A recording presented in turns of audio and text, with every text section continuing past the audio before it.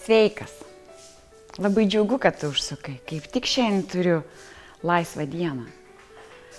Ir noriu tave pavaišinti kavą. Ir žinai, kavą tau išvirsiu, jeigu tu ne prieš brazilietišką. Ar geri kada nors brazilietišką kavą? Mes gersim labai gerą skanę kavą ir turėsim putelę. Nu dabar jau įpilsiu, kad paragautum.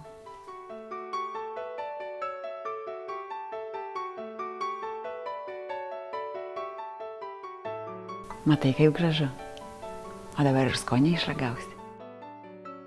Nu ką, kava paruošta. Sėskit, skanaukim. Skanauju, kas čia per 2 valandėlį?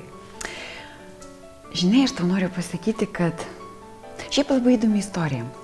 Aš buvau Izraely vestuvėse.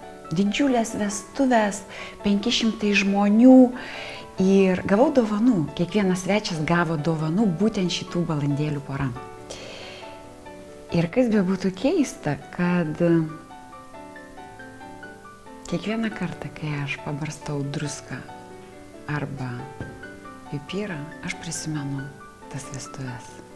Smagu tai.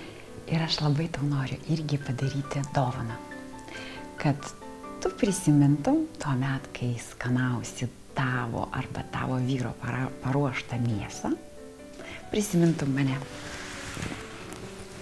Čia tau mano gamybos adžika. Esu Nadežda.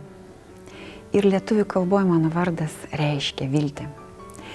Ir mano gyvenime visi žmonės dalinasi į mano žmonės, į mano ratą ir kitus žmonės. Ir visi žmonės, kurie ateina mokytis į mūsų Dar akademiją, tampa mūsų žmonėmis. Mes tampam viena šeima. Žmonės, kurie palaiko viens kitą, pradeda tarpusavį bendrus verslus, užmezga asmeninius ryšius ir draugystės. Ir man labai patinka priimti juos visus pas save namuose, vaišinti kava, uogienę ir kitais skanėstais, kurias labai mėgstu pati padaryti.